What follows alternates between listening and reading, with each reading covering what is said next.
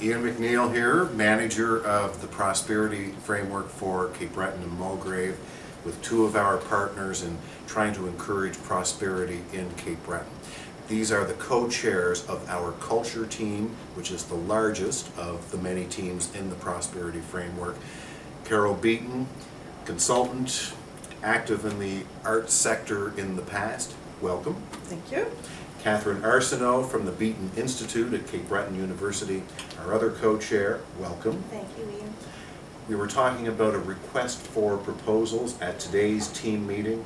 What's that all about? That's right. The team has agreed that it's time that we go out and seek the services of an individual who can help us to define the culture sector here on the island. There's a fair bit of work to just understanding who we are, and then what are some of the key highlight issues that we all share in common that will give us direction as a team to move forward into the future.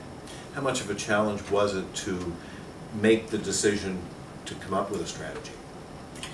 I think everyone felt that it was time, that a number of the different organizations had been working within their own organizations to look at future planning and development. This is the first table of this kind of breadth in the province. Perhaps because we're an island, we're easily identifiable that way, but we're actually making new strides and sort of bringing new ground and territory to what we hope will be an island strategy that will then feed into a provincial strategy. Today, in-depth presentations from the Cape Breton Centre for Craft and Design, as well as the Cape Breton Regional Library. What's the thinking on having those presentations in your team meeting? As you mentioned, the sector is a very large sector, and there are many subsectors within the arts and culture grouping. So what we thought we would do is to become more knowledgeable about each of the subsectors. So at each meeting, we've asked individuals from representing various subsectors to do a presentation as to what their sector is all about, and particularly to identify both opportunities but particular issues in the hopes that we would find some commonality among all of these subsectors, and those particular issues might feed into our strategy and then provide perhaps some initiatives that we could move forward to enhance the development of the culture sector. In the sharing of news today, we hear about an idea for a high school course in entrepreneurship for artists. Why would a development like that be of significance to this team?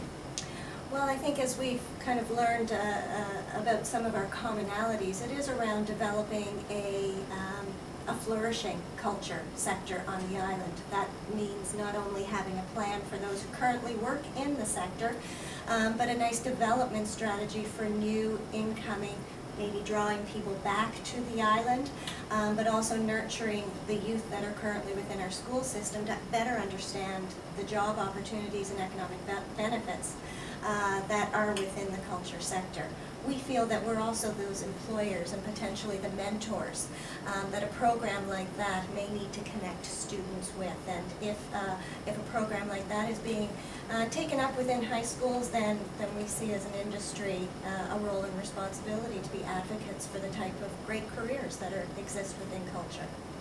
And Carol, an idea presented, discussed concerning the use of empty or vacant spaces in the downtown Sydney area for the benefit of artists.